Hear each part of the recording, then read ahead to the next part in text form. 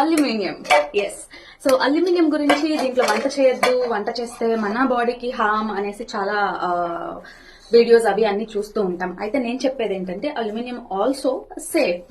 ఎందుకంటే ఇది very reasonable, heat ని త్వరగా తీసుకుంటుంది. అలాగే మన తాత ముత్తాతల కాలం నుంచి కూడా మనం అల్యూమినియం ని వాడుతున్నాము. మనకి ఫుడ్ నుంచి, అలాగే వాటర్ నుంచి, అలాగే కొన్ని మెడిసిన్స్ నుంచి కూడా కొద్దిగా అమౌంట్ ఆఫ్ అల్యూమినియం బాడీలోకి వెళ్తుంది. అయితే బాడీకి తెలుసు అల్యూమినియం ని ఎలాగ ఎలిమినేట్ చేయాలి. అయితే నార్మల్ గా అన్ని ఫుడ్స్ ని మనం చక్కగా అల్యూమినియం లో వండుకోవచ్చు. అయితే పులుపు రిలేటెడ్ మాత్రం, అండ్ ఎందుకంటే మనం పులుసులు అలాంటివి చేసినప్పుడు ఆ సిట్రిక్, యాసిడిక్ నేచర్ ఏంటంటే ఈ అల్యూమినియం తో రియాక్ట్ అయ్యి ఒక ఫుడ్ ఐటమ్స్ లో బాడీలోకి వెళ్లే ఛాన్స్ ఉంది, కొంచెం ఎక్కువ మోతాదులో. అయితే అలాంటి వంటకాలని కొంచెం ఆపేసి నార్మల్ గా లైక్ రైస్ ఇలాంటివి కానీ వండేసుకోవచ్చు. అండ్ వండినాక కూడా డిష్ అవుట్ చేయండి, వండుకొని వేరే వాటిలోకి షిఫ్ట్ చేసుకోండి, లేదా త్వరగా తినేయండి. ఇలాంటివి ఫాలో అయినప్పుడు అల్యూమినియం పాత్రలు కూడా చక్కగా వాడుకోవచ్చు.